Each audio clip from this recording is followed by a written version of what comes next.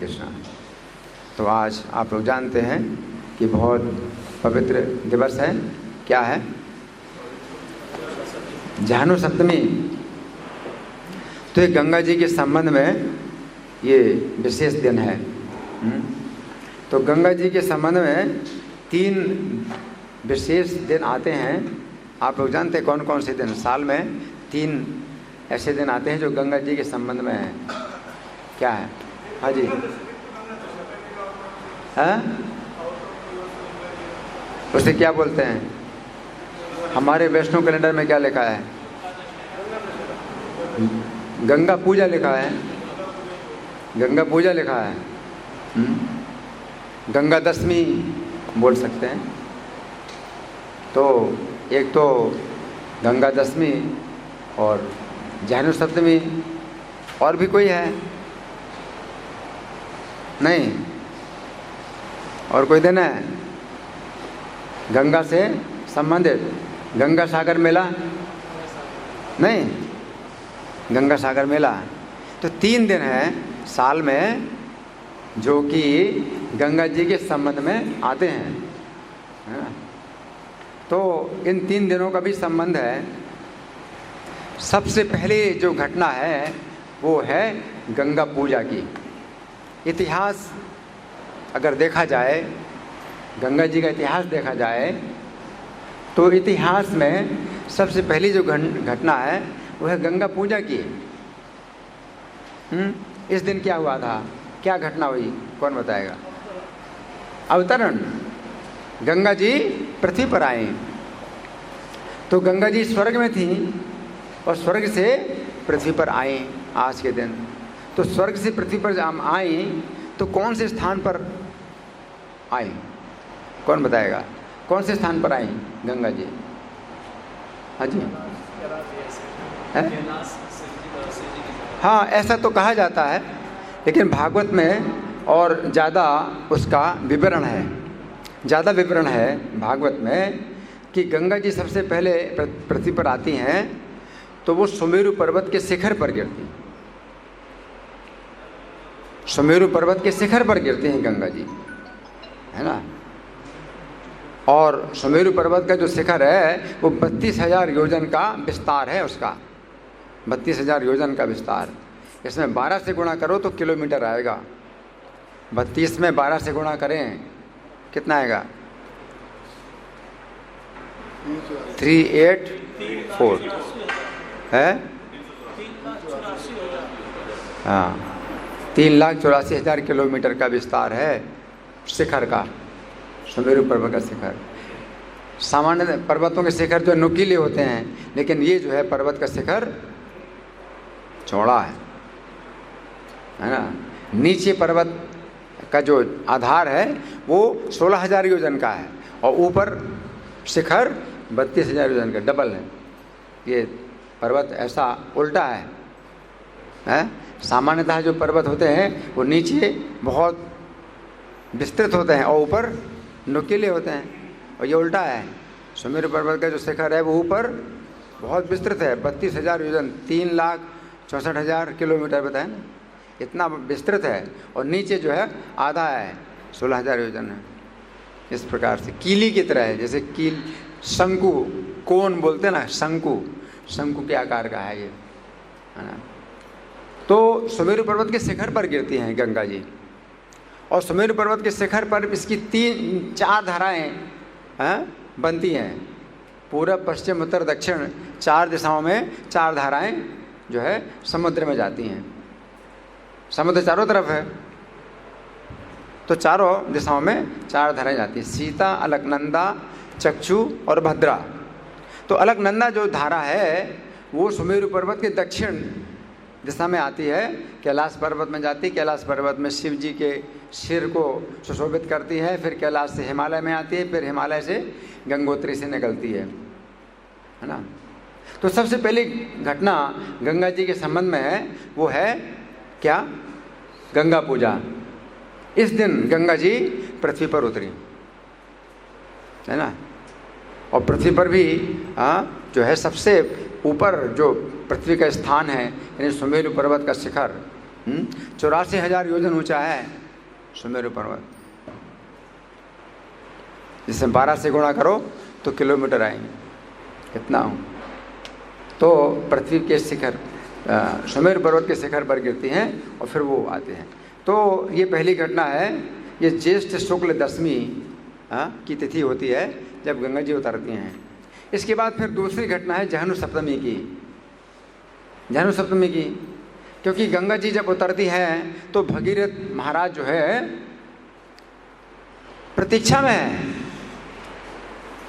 क्योंकि गंगा जी को पृथ्वी पर लाने के लिए तो उन्होंने तपस्या की, है ना। और फिर गंगा जी ने जब कहा कि हाँ मैं जब उतरूंगी तो मुझे मेरे वेग को कोई रोकने वाला होना चाहिए, तो शिव जी को प्रसन्न किया।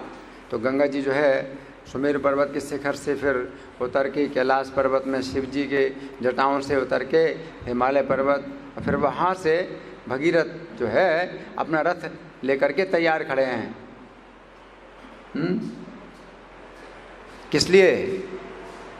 कि गंगा जी को रास्ता बताएं कि इस रास्ते से आओ, क्योंकि उनको जो है वो दिशा पता है जहाँ पर उनके 60,000 जो पूर्वज उनकी भस्म पड़ी।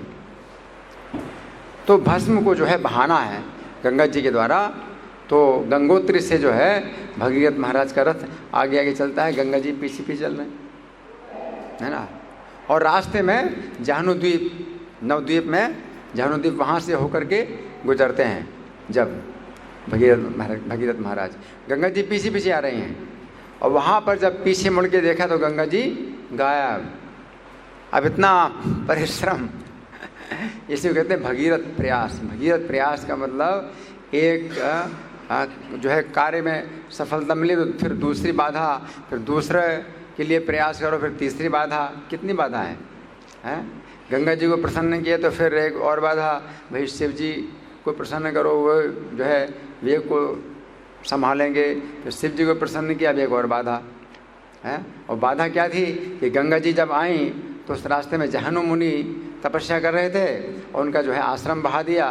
तो उन्होंने कुपित होकर के गंगा जी को पी लिया कि इसको भी जो है क्या शिष्टाचार पता नहीं है, मैं यहाँ बैठा हूँ पहले से, तो मेरे आश्रम को बहा दिया। तो पी गए, और जब पी गए तो गंगा जी का अब जो है पता नहीं, वो बेचारे भगीरथ जो है पूछ रहे हैं क्या हो गया। तो मुनि महाराज बैठे हुए हैं तो प्रसन्न किया। अब इनको प्रसन्न किया, इनको प्रसन्न ही करना पड़ेगा और क्या करेंगे, प्रसन्न किया। जब प्रसन्न किया तो गंगा जी फिर उन्होंने अपने शरीर से निकाला। कहाँ से निकाला? जंघा से निकाला, दाहिने कान से, कहीं जो भी हो। तो गंगा जी जो है इनकी पुत्री बनी। और गंगा जी को भी पुत्री बनना था, किसी को तो पिता बनाना है। अपना परिचय कैसे देंगी? तो पृथ्वी में जो है अपना परिचय किसको देंगी, कैसे देंगी, है ना। तो एक ये भी कारण था कि गंगा जी ने ये कार्य किया कि भाई किसी को पिता तो बनाए अपना। माता बनाने की जरूरत नहीं है, लेकिन पिता बनाने की जरूरत पड़ती है, क्योंकि परिचय पिता से होता है कि नहीं, माता से परिचय नहीं होता है। सब लोग जो है पूछते भाई पिता का, आपके पिता कौन है, आपके पिता कौन है।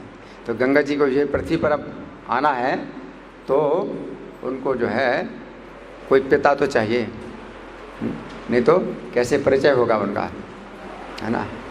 स्वर्ग में बहती हैं तो देव नदी कहलाती हैं, ब्रह्मलोक में है ना विष्णुपदी कहलाती हैं, है ना। तो वो तो उनका दिव्य जन्म है, प्राकट्य है। कहीं पृथ्वी पर अगर आए तो उनको कोई जो है व्यक्ति चाहिए पिता के रूप में, है ना। तो पिता बनाया उन्होंने किसको? जहनु मुनि को। तो जहनु मुनि के बारे में श्रीमद् भागवत के 9वें स्कंध में बताया गया है कि चंद्रवंश में ये राजा हुए जहनु मुनि। जहनु राजा थे और बाद में जो है वो तपस्या के द्वारा मुनि कहलाए, है ना। तो चंद्रमा के पुत्र हुए बुध, बुध के पुत्र हुए पुरुरवा, पुरुरवा के विजय, विजय के पुत्र भीम, भीम के कांचन, और कांचन के होत्रक, और होत्रक के पुत्र हुए जहनु, है ना। तो यही समझ में आता है कि राज्य करने के बाद फिर प्रत्येक राजा वन में जाते हैं तपस्या करने के लिए, तो तपस्या कर रहे थे तो वही जो है जहनु राजा हैं और वही जहनु अब ऋषि हो गए हैं। और उन्होंने जो है गंगा जी को पी लिया और गंगा जी को फिर अपने शरीर से निकाला तो गंगा जी के पिता बन गए, है ना। तो गंगा जी ने जो है पिता बनाया इस पृथ्वी में जहनु मुनि को, और अपना नाम फिर रखा क्या, जाह्नवी, है ना। तो आज उनका जन्मदिन है। वैसे ये जहनु सप्तमी वैसे तो होना चाहिए जाह्नवी सप्तमी। जाह्नवी यानी गंगा जी जो जहनु की पुत्री हैं उनका आज जन्मदिन है। आज जन्मदिन है गंगा जी का, है ना। इस पृथ्वी में वैसे तो उतरी वो तो जल के रूप में, तो गंगा पूजा के रूप में उनका मतलब प्राकट्य है। लेकिन जन्म जो है किसी व्यक्ति को पिता बनाए और उस प्रकार से जो है पुत्री बने किसी की, तो वो जन्म जो है आज के दिन का है ना। और फिर जो है ये जो तिथि है ये है वैशाख शुक्ला सप्तमी इस दिन, ठीक है ना। और इसके बाद फिर गंगा सागर मेला जो है ये मकर संक्रांति के दिन आता है ना। तो ये फिर उसके बाद जो है जब गंगा जी समुद्र में मिलती है तो इतना समय बीतता है, जहनु द्वीप से समुद्र में जब मिलती हैं तो इतना समय बीतता है। तो गंगा जी जो है फिर समुद्र को अपना पति बनाती हैं, है ना। समुद्र को जो है गंगा जी ने अपना पति बनाया। इसमें भी एक घटना है वैकुंठ में जब भगवान थे तो इनकी 3 पत्नियां हैं, लक्ष्मी, सरस्वती और गंगा, 3 पत्नियां हैं, है ना। तो एक बार ऐसा हुआ कि अगर कलह होता है वैकुंठ में, कुछ कलह होता है तो ये दिव्य है, ये भौतिक संसार जैसा नहीं है। इस कलह में भगवान को ही केंद्र बनाया जाता है। तो 3 पत्नियां हैं, कौन कौन हैं भगवान की? लक्ष्मी, गंगा, सरस्वती है। तो सरस्वती ने एक बार देखा कि गंगा जी का जो है विशेष भगवान विष्णु के साथ में विशेष संबंध है। तो सरस्वती ने गंगा जी को जो कठोर शब्द बोले, कुछ कठोर शब्द बोले और लक्ष्मी जी ने प्रेम से रोका सरस्वती को। लक्ष्मी जी में बहुत सहनशीलता और बहुत स्थिरता है, तो प्रेम से रोका सरस्वती को। तो सरस्वती ने लक्ष्मी जी को श्राप दिया और कहा कि तुम वृक्ष बनो, तुम नदी बनो, पृथ्वी में जाकर के तुम वृक्ष बनो, तुम नदी बनो। तो वृक्ष के रूप में वो लक्ष्मी जी कौन है? तुलसी हैं।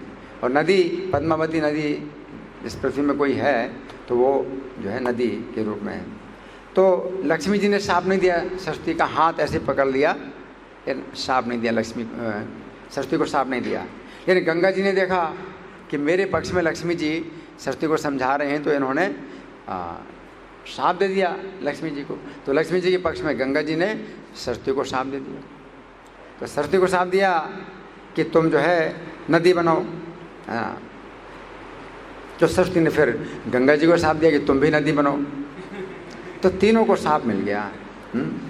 तो जो लक्ष्मी जी हैं राजा धर्मध्वज की पुत्री बनी, वृंदा के रूप में संगचूड़ की पत्नी बनी। इसके बाद फिर बहुत लंबी कथा है कि वो वृंदा को जो है भगवान ने फिर आदेश दिया वृक्ष बनने के लिए। वृंदा ने भगवान को श्राप दिया पाषाण बनने के लिए, है ना। तो इस तरह से तुलसी हुई।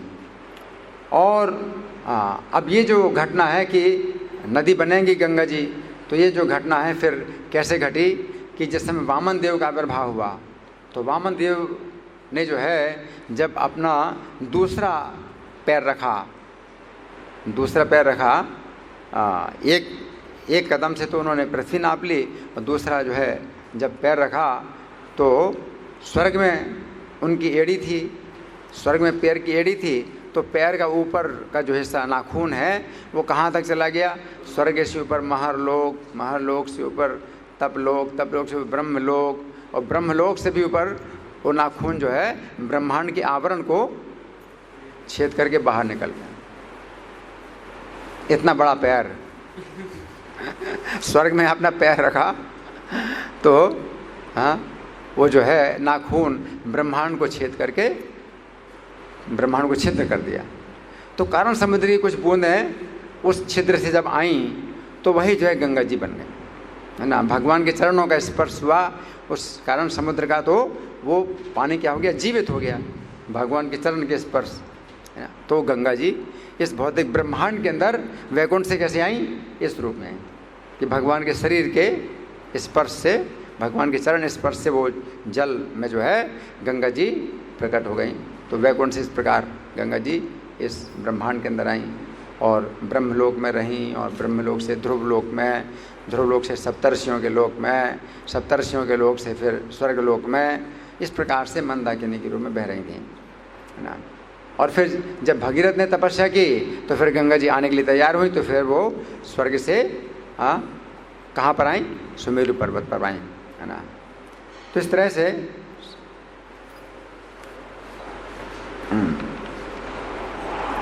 अब एक बात और भी समझना है कि गंगा जी जब आई पृथ्वी पर उस समय समुद्र नहीं था, उस समय समुद्र नहीं था। समुद्र था लेकिन अगस्त मुनि ने पी लिया समुद्र, तो समुद्र क्या हो गया था, सूख गया। अगस्त मुनि ने समुद्र को पी लिया था क्योंकि समुद्र में छिपते थे असुर लोग, और वे जो है देवताओं पर आक्रमण करते थे और छिपते थे समुद्र में। तो फिर यही बात हुई कि अगस्त मुनि सहायता करें, तो अगस्त मुनि ने समुद्र को पी लिया। तब जो असुर लोग हैं उनको मारा गया। असुरों को मारने के लिए अगस्त मुनि समुद्र को पी लिया। लेकिन अब बात आई कि अब समुद्र को भरो।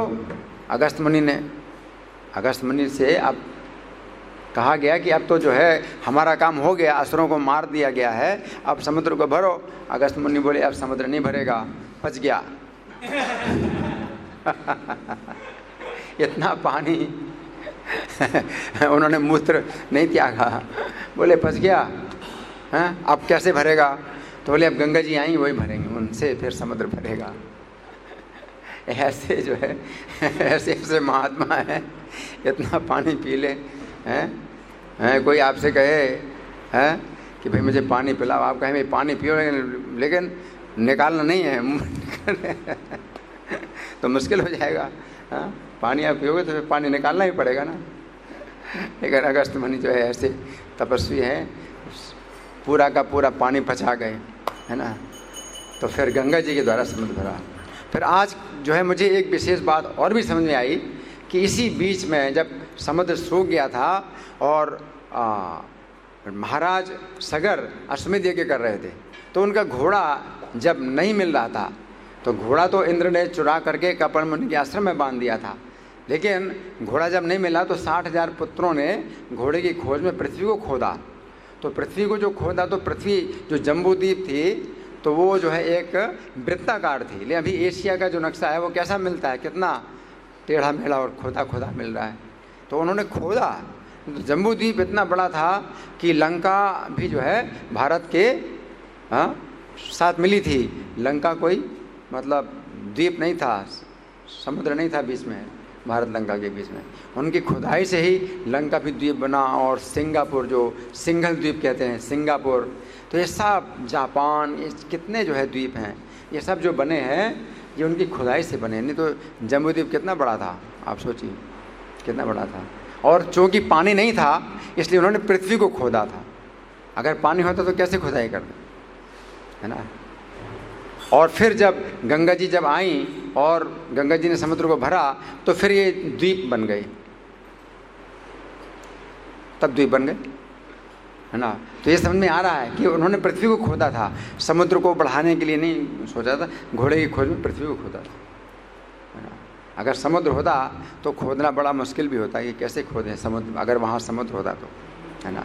तो पृथ्वी को खोदा था और गंगा जी के कारण फिर समुद्र जो है इतना बड़ा हो गया और इतने द्वीप बन गए, है ना। लंका द्वीप बना, नहीं तो पहले लंका नहीं था, वो ज़मीन थी, लंका भारत के बीच में पूरी ज़मीन थी। सिंगापुर है ना, और जितने भी हैं सब समुद्र के बीच में कोई द्वीप नहीं था, सब एक पृथ्वी थी, पूरी जम्बू द्वीप की थी, है ना। तो अब आगे जो गंगा जी के साथ घटनाएं हुई हैं, तो उनमें गंगा जी अपना परिचय देती हैं जाह्नवी के रूप में, कि जब उनसे पूछा जाता है कि तुम कौन हो, तो बताते हैं कि मैं जाह्नू मुनि की पुत्री हूँ, है ना। तो इसलिए अब मैं कुछ जो पाठ करूँगा कि गंगा जी की जो लीलाएं हैं, तो मैं गंगा जी अपना परिचय देती हैं जाह्नू की पुत्री के रूप में, तो वो मैं आपको पढ़ के सुनाऊँगा। तो वो लीलाएं जो है गंगा जी के संबंध में है। ये महाभारत का आदि पर्व है।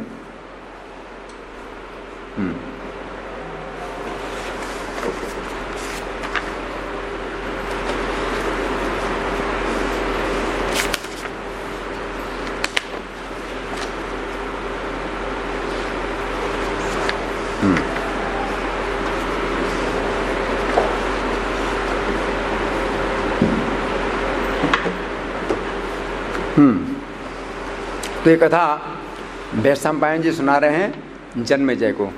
जन्मेजय कौन है? परीक्षित महाराज के पुत्र, है ना। तो ये कथा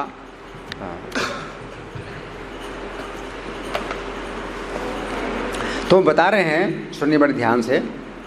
इक्ष्वाकु वंश में उत्पन्न महाभिष नाम के एक प्रसिद्ध राजा हुए, ये सूर्यवंशी राजा इक्ष्वाकु, जो मनु के पुत्र इक्ष्वाकु हुए।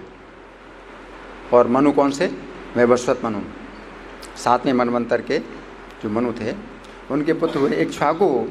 उनके वंश में उत्पन्न महाभिष नाम से प्रसिद्ध एक राजा हुए, जो सत्यवादी थे, सत्य पराक्रमी थे। उन्होंने 1000 अश्वमेध यज्ञ किए थे, 100 राजसू यज्ञ किए थे, और इस प्रकार से वे स्वर्ग लोक प्राप्त करते हैं। यहाँ स्वर्ग का मतलब ब्रह्मलोक को भी स्वर्ग कहा जाता है। तो एक समय सब देवता ब्रह्मा जी की सेवा में उनके समय बैठे हुए थे, और बहुत से राजर्षि और राजा महाभिष भी उपस्थित थे। कहाँ पर थे? कहाँ पर थे? हैं? कहाँ पर थे? कोई सुन नहीं रहा है क्या? ब्रह्मा जी की सभा में नहीं सुन रहे क्या? कहाँ है ब्रह्मा जी की सभा? ब्रह्मलोक में। तो सुन, ध्यान नहीं दे रहे क्या आप लोग? मैं यहाँ पर किस लिए आया हूँ? आपको सुनाने आया हूँ या वैसे ही पाठ करने आया हूँ? है? आपको सुनना है ना? तो सुनिए ध्यान से। कौन से राजा की बात चल रही है? जन्मेजय सुन रहे हैं, और कौन सुना रहे हैं? वैशंपायन सुना रहे हैं। लेकिन किस राजा की बात सुना रहे हैं? सब जीरो है, पता नहीं क्या है, क्या बात है। यहाँ कोई सुनने वाला नहीं क्या? महाभिष क्या? कौन से राजा? महाभिष नाम के राजा किस वंश में पैदा हुए? इक्ष्वाकु वंश, सूर्य वंश, इक्ष्वाकु वंश में उनका जन्म हुआ। और इस समय गंगा जी ब्रह्मा जी के समीप आए। उस समय वायु के झोंके से उनके शरीर का वस्त्र सहसा ऊपर की ओर उठ गया। सब देवताओं ने तुरंत अपना मुंह नीचे की ओर कर लिया, किंतु राजर्षि महाभिष निशंक होकर देवी को देखते रह गए। तब ब्रह्मा जी ने महाभिष को शाप देते हुए कहा कि तुम मनुष्यों में जन्म लेकर फिर पुण्य लोकों में आओगे। जिस गंगा ने तुम्हारे चित्त को चुरा लिया है, वही मनुष्य लोक में तुम्हारे प्रतिकूल आचरण करेगी, तुम्हारे लिए उल्टा आचरण करेगी। जब तुम्हें गंगा पर क्रोध आएगा, तब तुम भी सांप से छूट जाओगे। तब राजा महाभिष ने अन्य बहुत से तपस्वी राजाओं का चिंतन करके विचार किया कि मुझे कहाँ जन्म लेना है, भाई किस किसके जन्म लेना है, किसके यहाँ। तो राजा प्रतीप को अपना पिता बनाने की योग्य चुना कि इस समय पृथ्वी में राजा प्रतीप हैं। ये प्रतीप चंद्रवंशी राजा हैं। ये सूर्यवंशी राजा थे महाभिष, अब चंद्रवंश में राजा प्रतीप के पुत्र बनेंगे। और गंगा जी राजा महाभिष को धैर्य खोते देख मन ही मन उनका चिंतन करती हुई लौटी और मार्ग से जाती हुई गंगा ने वसु देवताओं को देखा। अब सुनिए बड़े ध्यान से, मतलब दो कथाएं एक साथ चल रही हैं। एक तो राजा महाभिष हैं, अब वो जो है राजा प्रतीप के पुत्र बनेंगे, तो वो अपनी तैयारी कर रहे हैं जन्म लेने की, हैं। और गंगा जी जो है अब जा रहे हैं, उनको भी पृथ्वी में जाना है, वे भी आएंगे पृथ्वी में। तो रास्ते में उनको कौन मिले? नहीं सुन रहे? वसु देवताओं को देख। वसु देवता, वसु जो है कितने हैं? 8 हैं, 8 वसु हैं। तो उनको देखा, उनका शरीर स्वर्ग से नीचे गिर रहा है, तो उनको भी स्वर्ग से नीचे गिर रहे हैं, उनको भी शाप मिल गया, तो वो भी पृथ्वी में जा रहे हैं, है ना। तो उन्हें इस रूप में देखकर गंगा जी ने पूछा कि तुम्हें क्या हो गया है? तुम लोगों का दिव्य रूप कैसे नष्ट हो गया? देवता सकुशल हैं? वसु देवताओं ने कहा, हे देवी, महात्मा वशिष्ठ ने थोड़े से अपराध पर क्रोध में आकर हमें श्राप दे दिया है।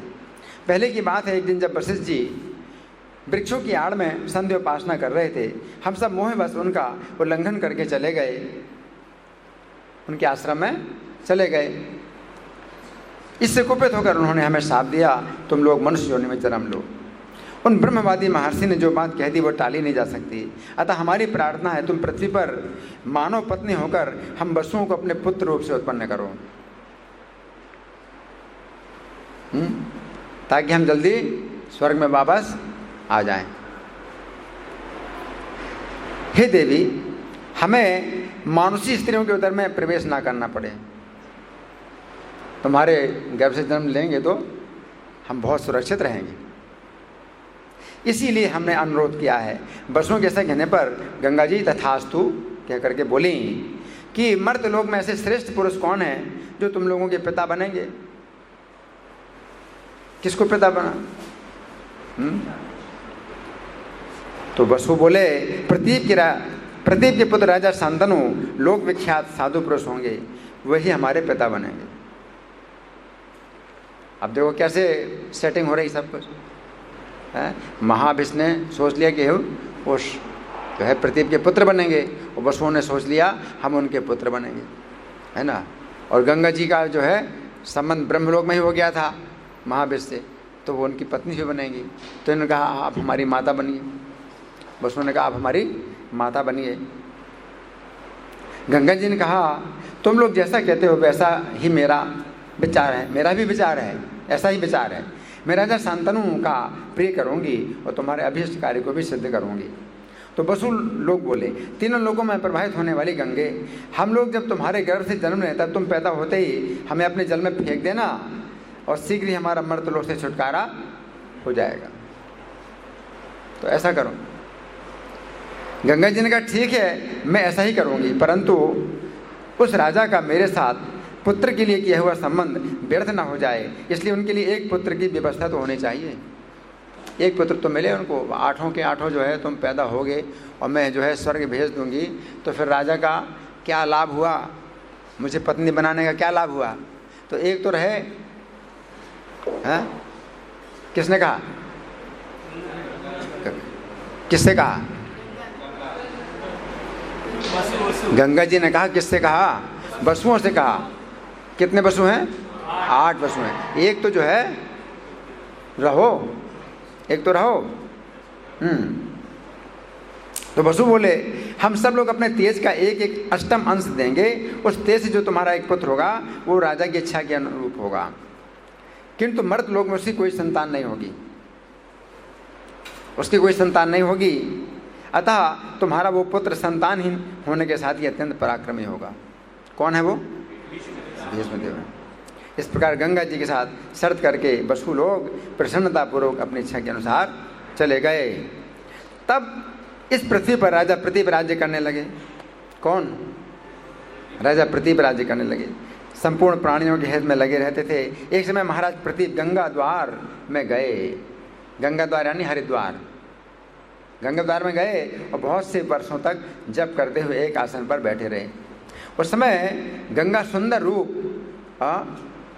से युवती स्त्री का रूप धारण करके जल से निकली और स्वाध्याय में लगे हुए राजर्षि प्रदीप के विशाल दाहिने जांघ पर जाकर के बैठ गईं। उस समय उनकी आकृति बड़ी लुभावनी थी, देवांगनाओं के समान मुख अत्यंत मनोहर था।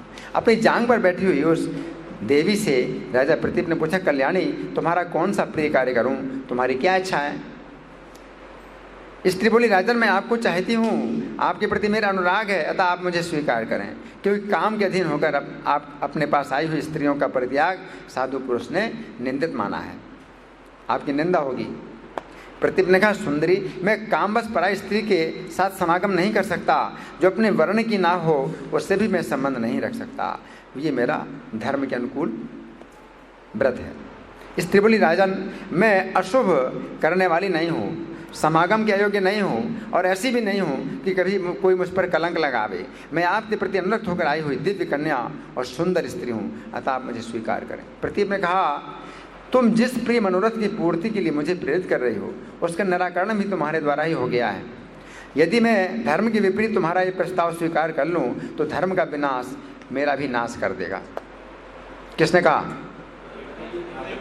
प्रदीप ने कहा, तुम मेरी दाहिनी जांघ पर आकर बैठी हो, तुम्हें मालूम होना चाहिए ये पुत्री या पुत्र वधू का आसन होता है दाहिनी जंघा में। क्या तुम दाहिनी जंघा में बैठी हो? पुत्र, पुत्री या पुत्र वधू का ये आसन होता है। पत्नी का तो बाईं जंघा होती है ना? तो तुमने खुद ही ऐसा कर दिया है कि धर्म के विरुद्ध है कि मैं तुम्हें पत्नी नहीं बना सकता हूँ। पुरुष की बाईं जांघ ही कामनी के उपभोग के योग्य है, किंतु तुमने उसका त्याग कर दिया, अतः मैं तुम्हारे प्रति कामयुक्त आचरण नहीं करूँगा। तुम मेरी पुत्र वधू हो जाओ, मैं अपने पुत्र के लिए तुम्हारा वरण करता हूँ। तुमने यहाँ आकर मेरी उसी जांघ का आश्रय लिया है जो पुत्र वधू के पक्ष की है। स्त्री बोली, आप जैसा कहते हैं वैसा भी हो सकता है, मैं आपके पुत्र के साथ संयुक्त हो जाऊंगी। आपके प्रति मेरी जो भक्ति है उसके कारण मैं विख्यात भरतवंश का सेवन करूंगी। पृथ्वी पर जितने राजा हैं उन सब के आप लोग उत्तम आश्रय हैं। 100 वर्षों में भी आप लोगों के गुणों का वर्णन मैं नहीं कर सकती।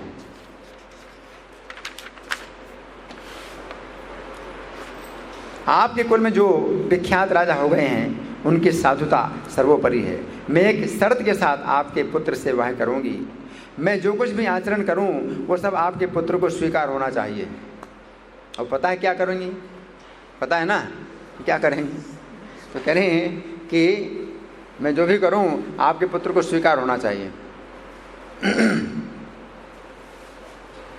वे उसके विषय में कुछ भी विचार ना करें। इस शर्त पर रहते हुए मैं आपके पुत्र के प्रति अपना प्रेम बढ़ाऊंगी। मुझसे जो पुण्यात्मा और प्रिय पुत्र उत्पन्न होंगे उनके द्वारा आपके पुत्र को स्वर्गलोक की प्राप्ति होगी। तो राजा प्रदीप ने तथास्तु कहकर उसकी शर्त स्वीकार कर ली। तत्पश्चात वो वहीं अंतर्धान हो गई। कौन? गंगा जी। उसके बाद पुत्र के जन्म की प्रतीक्षा करते हुए राजा प्रदीप ने उसकी बात याद रखी।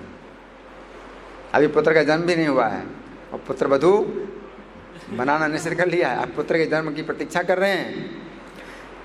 इन्हीं दिनों प्रदीप अपनी पत्नी को साथ लेकर पुत्र के लिए तपस्या करने लगे।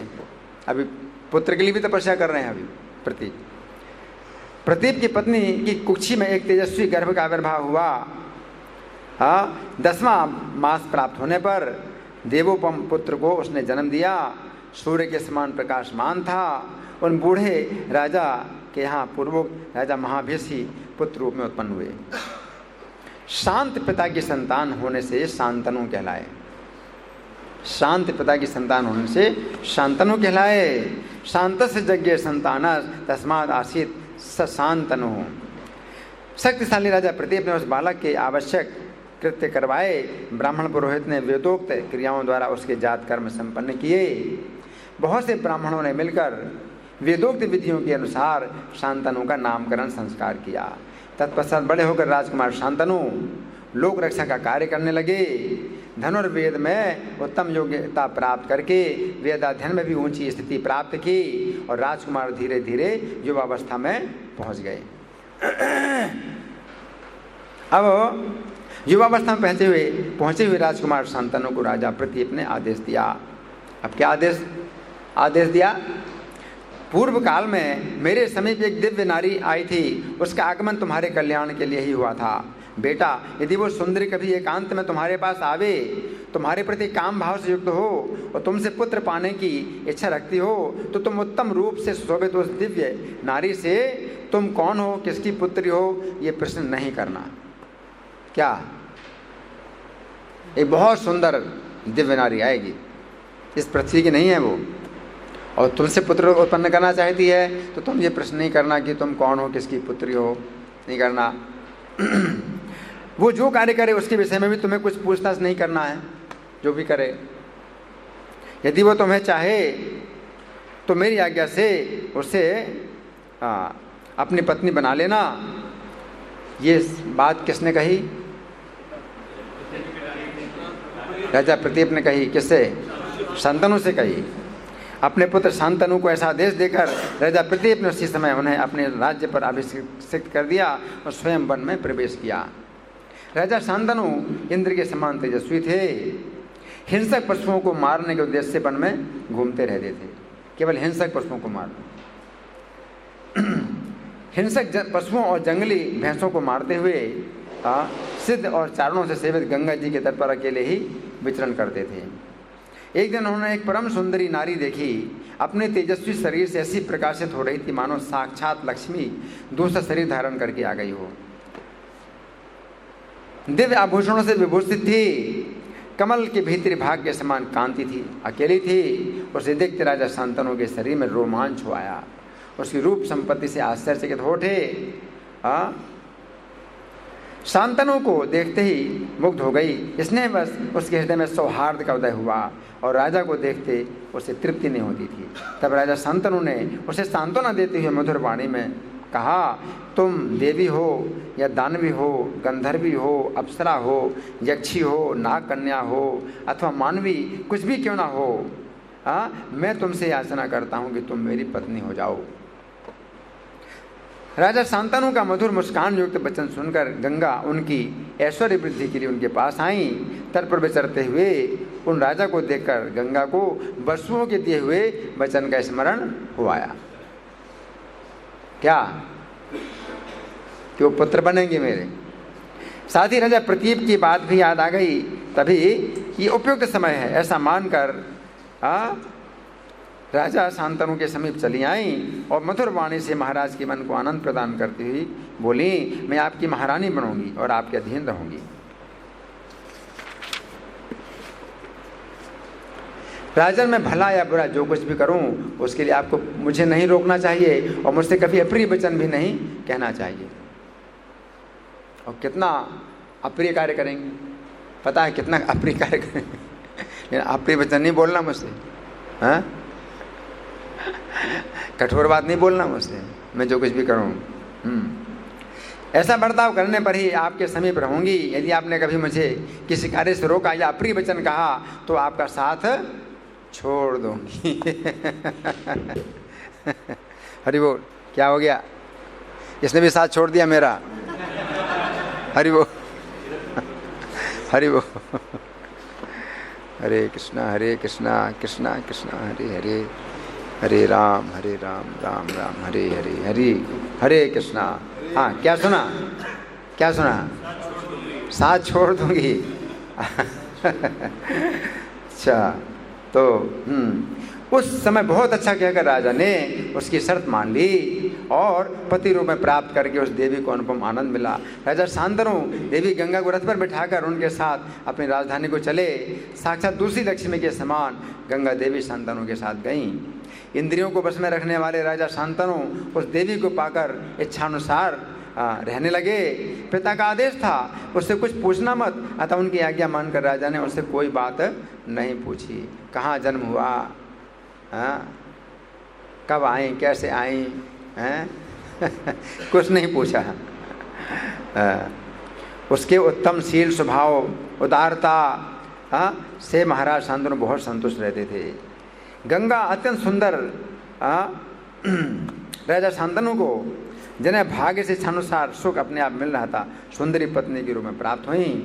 गंगा देवी चातुरी से राजा को रमाती और राजा जो है आनंदित होते। दिव्य नारी के उत्तम गुणों ने उनके चित्त को चुरा लिया था और कई वर्ष बीत गए, राजा को कुछ पता नहीं चला इतने वर्ष का। और फिर गर्भ से देवताओं के समान तेजस्वी 8 पुत्र उत्पन्न किए देवी ने। जो जो पुत्र उत्पन्न होता उसे वो गंगा जी के जल में फेंक देती और कहती कि मैं तुम्हें प्रसन्न कर रही हूँ। अपने पुत्र को जन्म दे करके गंगा जी में जो है फेंक देती थी और ये कह करके मैं तुझको प्रसन्न कर रही हूँ, ये कहती थी। ऐसा कहकर गंगा प्रत्येक बालक को धारा में डुबो देती थी। पत्नी का व्यवहार राजा शांतनु को अच्छा नहीं लगता था, तो भी उस समय कुछ नहीं कहते थे और कहेंगे तो चली जाएगी। राजा को डर बना था कि कहीं ये मुझे छोड़कर चली ना जाए। अब 8वां पुत्र उत्पन्न हुआ तो हंसती हुई अपनी स्त्री से राजा ने पुत्र का प्राण बचाने की जैसे दुख आतुर होकर कहा। हंस रही है, कितना कठोर है स्वभाव इसका। हंसते हुए ले जा रही है और पानी में डुबो देगी है, और दुख से आतुर हो रहे हैं राजा तो है। 7 पुत्रों को डुबो दिया, अभी हंस रही है और पुत्रों को डुबोने जा रही है, इस 8वें पुत्र को डुबोने जा रही है। तो राजा ने कहा, अरे इस बालक का वध ना कर, तू किसकी कन्या है? अब डांटा, तो किसकी पुत्री है? क्यों अपने ही बेटों को मार डालती है? पुत्र घातनी, तुझे पुत्र हत्या का निंदित भारी पाप लगा है। बोल दिया उल्टा, बोल नहीं पड़ा, बोल दिया। माँ वधि कस्य काशीति किम हिनस्य सुतानिति पुत्रग्नि सुमहत् पापम संप्राप्तम ते सुगर्हितम। स्त्री बोली, पुत्र की इच्छा रखने वाले राजन, तुम पुत्रवानों में श्रेष्ठ हो। मैं तुम्हारे इस पुत्र को नहीं मारूंगी, परंतु यहाँ मेरे रहने का समय अब समाप्त हो गया, जैसे कि पहले की शर्त थी। अब मेरा समय समाप्त हो गया। मैं जहनु की पुत्री हूँ। इसी कारण से मैं कथा सुना रहा हूँ कि यहाँ पर अपना परिचय दे रही है, मैं जहनु की पुत्री हूँ, है ना। मैं जहनु की पुत्री हूँ, महर्षियों द्वारा सेवित गंगा हूँ, देवताओं का कार्य सिद्ध करने के लिए तुम्हारे साथ रह रही थी। तो कितने कारण बनते हैं, एक घटना में कितने कारण बनते हैं? ये तुम्हारे 8 पुत्र महाभाग वसु देवता हैं। वशिष्ठ जी के शाप से ये मनुष्य योनि में आए थे। तुम्हारे सिवा दूसरा कोई राजा इस पृथ्वी पर ऐसा नहीं था जो वसुओं का पिता हो सके। आप ही जो है पिता बनने लायक थे वसुओं के। इसी प्रकार इस जगत में मेरी जैसी दूसरी कोई स्त्री नहीं है जो उन्हें गर्भ में धारण कर सके। वसुओं की माता कौन बनेगी, है ना, मेरे सिवा। अतः इन वसुओं की माता होने के लिए मैं मानव शरीर धारण करके आई। तुमने 8 वसुओं को जन्म देकर अक्षय लोक जीत लिए हैं। वसु देवताओं की शर्त थी और मैंने उसे पूर्ण करने की प्रतिज्ञा कर ली थी। जो जो वसु जन्म लेगा उससे मैं जन्मते ही मनुष्य होने से छुटकारा दिला दूंगी।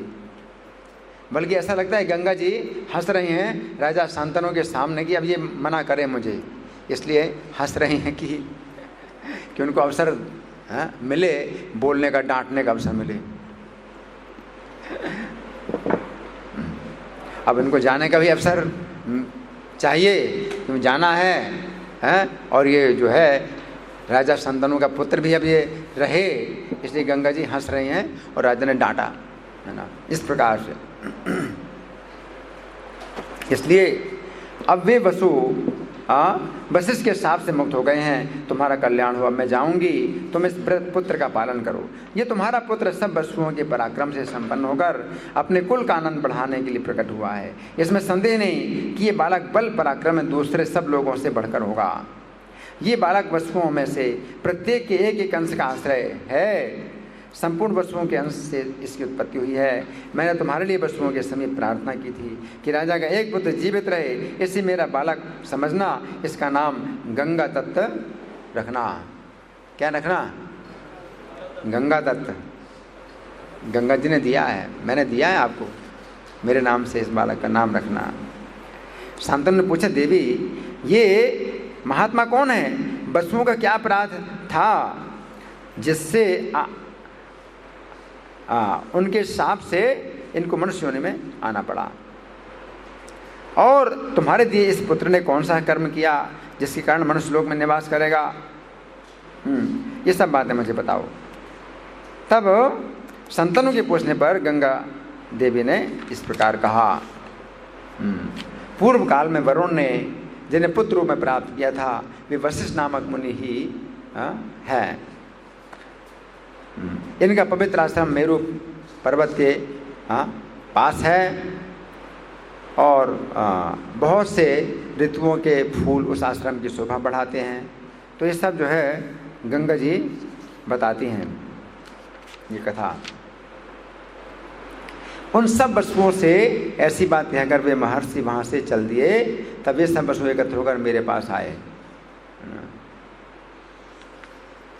इसमें जो घटना है वो ये है कि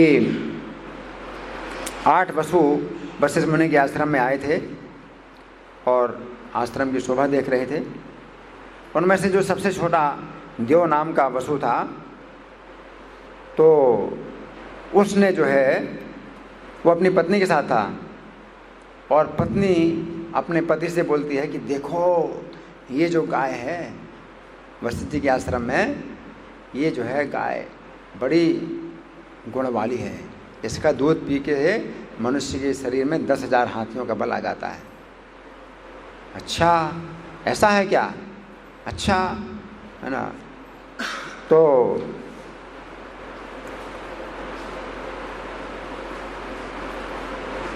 उसने फिर जो है उसने जो है पत्नी ने फिर कहा चुरा लो। तो ये सबसे छोटे वसु ने चुरा लिया, उस गाय को चुरा लिया। और जब वशिष्ठ जी जब आश्रम पर आए और गाय नहीं दिखाई दी तो तपोबल से जान गए। 8 वसु आए थे तो 8 वसुओं को साथ दिया कि तुम लोग जो है मनुष्य योनि में जन्म लो। तब 8 वसु आए, बोले हमने तो किया नहीं, जिसने चोरी की थी गाय की उसको आप साप देते। तो वशिष्ठ मुनि ने कहा कि ठीक है, तो मेरा साप तो व्यर्थ नहीं जाएगा, लेकिन तुम लोग जल्दी ही मनुष्य योनि से ऊपर आ जाओगे, वापस स्वर्ग में आ जाओगे, लेकिन इसको जो है मनुष्य योनि में रहना पड़ेगा। तो वो जो देव नाम का वसु है तो वही जो है भीष्म जी हैं, है ना। तो इस तरह से गंगा जी कह रही हैं कि उन सब वसुओं से ऐसी बात कहकर वे महर्षि वहाँ से चल दिए और वे सब वसु एकत्र होकर मेरे पास आए। उस समय उन्होंने मुझसे याचना की और मैंने उससे पूर्ण किया। उनकी याचना इस प्रकार थी कि हम ज्यों-ज्यों जन्म लें तुम स्वयं हमें अपने जल में डाल देना। इस प्रकार उन शापग्रस्त वसुओं को इस मनुष्य लोक से मुक्त करने के लिए मैंने प्रयत्न किया। राजन, ये एकमात्र देव ही महर्षि के शाप से दीर्घ काल तक मनुष्य लोक में निवास करेगा। मेरा ये पुत्र देवव्रत और गंगादत्त 2 नामों से विख्यात होगा। आपका बालक गुणों में आपसे भी बढ़कर होगा। आपका ये पुत्र अभी शिशु अवस्था में, बड़ा होने पर फिर आपके पास आ जाएगा और आप जब मुझे बुलाएंगे तभी मैं आपके सामने उपस्थित हो जाऊंगी। ये सब बातें बताकर गंगा देवी उस नवजात शिशु को साथ ले वहीं अंतर्धान हो गई, अपने अभीष्ट स्थान को चली। बालक को ले गई गंगा जी। उस बालक का नाम हुआ देवव्रत, कुछ लोग गांगेय भी कहते थे। द्यू नाम वाले वसु शांतनु के पुत्र होकर गुणों में उनसे भी बढ़ गए। इधर शांतनु शोक से आतुर हो पुनः अपने नगर को लौट गए। शांतनु के उत्तम गुणों का मैं आगे चलकर वर्णन करूंगा। फिर आगे चल कर के अभी तो उनकी पत्नी भी नहीं है और पुत्र भी नहीं है। राजा शांतनु के पास पत्नी नहीं, पुत्र नहीं है। तो एक बार जो है राजा शांतनु गंगा के तट पर आए तो उन्होंने देखा कि गंगा जी में बहुत थोड़ा पानी रह गया है। उसे देखकर महाराज शांतनु इस चिंता में पड़ गए कि देव नदी आज पहले की तरह क्यों नहीं बह रही। तब उन राजा ने इसके कारण का पता लगाते हुए जब आगे बढ़कर देखा तो मालूम हुआ एक परम सुंदर विशालकाय कुमार दिव्यास्त्र का अभ्यास कर रहा है और अपने तीखे बाणों से समूची गंगा की धारा को रोककर खड़ा है। राजा ने उसके निकट की गंगा नदी को उसके बाणों से व्याप्त देखा। उस बालक का अलौकिक कर्म देखकर उन्हें बड़ा आश्चर्य हुआ। शांतनु ने अपने पुत्र को पहले पैदा होने के समय ही देखा था, अतः उस समय की याद उनको नहीं आई, इसलिए अपने पुत्र को पहचान ना सके। कैसे पहचाने? जन्म लेते ही गंगा जी ले गई, अब इतना बड़ा हो गया, कैसे पहचान पाए। बालक ने अपने पिता को देखकर उन्हें माया से मोहित कर दिया और शीघ्र वहीं अंतर्धान हो गया। अद्भुत दृश्य देखकर राजा शांतनु को कुछ संदेह हुआ। उन्होंने गंगा से अपने पुत्र को दिखाने को कहा। संदेह हुआ, गंगा जी कहते हैं कि तुम मेरे पुत्र को दिखाओ। तो गंगा दिव्य आभूषण अलंकृत होकर राजा शांतनु के सामने आई, तो उनको भी शांतनु पहचान नहीं सके। तब गंगा जी कहती हैं कि महाराज, पूर्व काल में आपने अपने जिस 8वें पुत्र को मेरे गर्भ से प्राप्त किया था, ये वही है। ये संपूर्ण अस्त्रवेत्ताओं में अत्यंत उत्तम है। मैंने इसे पाल पोस कर बड़ा कर दिया है। अब आप अपने इस पुत्र को ग्रहण कीजिए और इसे अपने घर ले जाइए। आपके बलवान पुत्र महर्षि वशिष्ठ से 6 अंगों समेत समस्त विद्याओं का अध्ययन कर चुका है। अस्त्र विद्या का पंडित है, महान धनुर्धर है, युद्ध में इंद्र के समान पराक्रमी है। देवतासुर भी इसका सदा सम्मान करते हैं। शुक्राचार्य शास्त्र को जानते हैं, उनका भी ये पूर्ण रूप से जानकार है।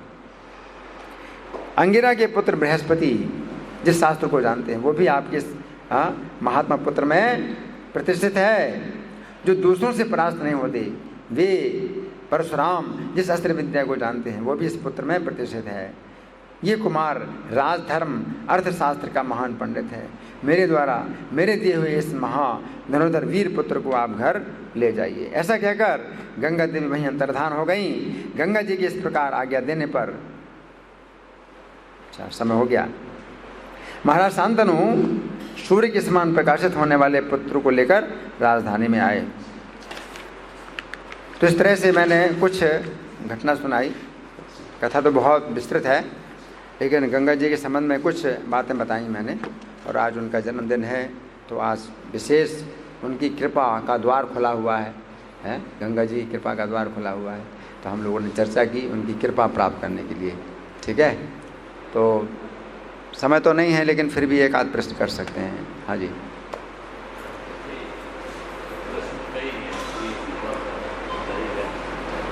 जैसे ये माउंटेन कैलाश है, ये कैलाश वाले को दिखाने का हम बुलाते हैं, लेकिन ये सुमेरु द्वीप है, इतना बड़ा है, 84,000 ऊंचा है। तो आजकल तो सैटेलाइट वगैरह जो कैलाश में दिखते हैं, तो ये सुमेरु द्वीप है। सुमेरु पर्वत, कैलाश पर्वत भी जो वर्णन है कैलाश पर्वत का, वो सुमेरु पर्वत के पास है। और भारत के उत्तर में हिमालय, हिमालय के उस पार हरिवर्ष के उस पार किमपुरुष वर्ष के उस पार इलावृत वर्ष के बीच में सुमेरु पर्वत, और सुमेरु पर्वत के दक्षिण में कैलाश पर्वत। तो वो स्थान जो कैलाश पर्वत का है, वो भी हमें नहीं दिखाई दे रहा है। हिमालय के उत्तर में जो स्थान बताए गए हैं, वो भी हमें नहीं दिखाई पड़ रहे हैं। अब वो जिसको हम कैलाश कह रहे हैं, वो मतलब क्या है, उसका हिस्सा है, कुछ हिस्सा है, लेकिन कैलाश पर्वत की ऊंचाई भी 10,000 योजन है। तो इस विषय में हम कुछ निश्चित रूप से नहीं बता सकते हैं, लेकिन जैसा शास्त्रों में वर्णन है उतना ही हमको हमें सुनना है और स्वीकार करना है। सुमेरु पर्वत भी नहीं दिखाई पड़ रहा, वो पूरा सोने का पर्वत है ना। तो इस समय वो सब स्थान हमें नहीं दिखाई पड़ रहे हैं, है ना। जम्बूद्वीप का जैसा वर्णन है वैसा नहीं दिखाई दे रहा। जम्बूद्वीप के 9 वर्ष हैं। भारतवर्ष भी इतना बड़ा नहीं दिखाई पड़ रहा है जितना है। भारतवर्ष के भी बहुत से स्थान नहीं दिखाई पड़ रहे हैं। तो इसलिए इस विषय में प्रभुपाद ने भी प्रकाश नहीं डाला, लेकिन शास्त्रों में जो बात बताई गई है उसको हम बदल नहीं सकते। वो सब जो है प्रभुपाद ने यथावत रूप से भागवत के 5वें स्कंद में कर दिया। श्लोकों का शब्दार्थ दे दिया और अनुवाद दे दिया। तात्पर्य जितना हो सका प्रभुपाद ने समझा दिया, लेकिन इस विषय में चुनौती नहीं दी वैज्ञानिकों को कि तुम लोग गलत बोल रहे हो, क्योंकि इस समय वैज्ञानिकों की दृष्टि में जैसी पृथ्वी है उन्होंने सब नापी हुई है, सब देखा हुआ है। ठीक है ना। तो इसलिए इस विषय में हम ज़्यादा कुछ प्रकाश नहीं डाल सकते हैं, लेकिन शास्त्रों में जैसा बताया गया वो सभी शास्त्रों में मिलता है, सभी पुराणों में इसी प्रकार का वर्णन मिलता है। तो कुछ इसमें बदला नहीं जा सकता। अगर हमें ना दिखाई पड़े वो स्थान, तो जो है वो हमारी समस्या है, ठीक है ना। नहीं, एक सेकेंड, और किसी का प्रश्न है? हाँ माता जी आप बोलिए। बहुत सुंदर कथा आपने सुनाई, बहुत सारी चीज़ें जानने को मिली। दो छोटे सवाल थे कि हमने सुना था कि गंगा जी गिरजा नदी से आई हैं, गिरजा नदी से आई हैं कि कारण सागर से आई हैं? थोड़ा कंफ्यूजन हो गया। बिरजा नदी जो है जमुना जी, जो बिरजा है वो यमुना के रूप में आई हैं। गोलोक धाम में बिरजा नदी हैं जो गोलोक धाम के चारों तरफ बहती हैं। तो बिरजा नाम की गोपी ही बिरजा नदी बनी और वो जो है जमुना जी के रूप में आई हैं। और जो गंगा जी हैं वो गोलोक धाम में वो प्रकट हुई थी, भगवान कृष्ण के शरीर से प्रकट हुई थी। लेकिन फिर राधा रानी अधिक माननी है तो उनके कारण जो है गंगा जी को फिर वैकुंठ में आना पड़ा। तो वैकुंठ में भगवान विष्णु की पत्नी बनी और फिर जो है उनको एक अंश से जो है नदी बनना पड़ा, लेकिन संपूर्ण अंश से वो भगवान विष्णु के साथ हैं उनकी पत्नी के रूप में। ठीक है, धन्यवाद। श्री जैन सप्तमी महामहोत्सव की जय, श्रील प्रभुपाद की जय।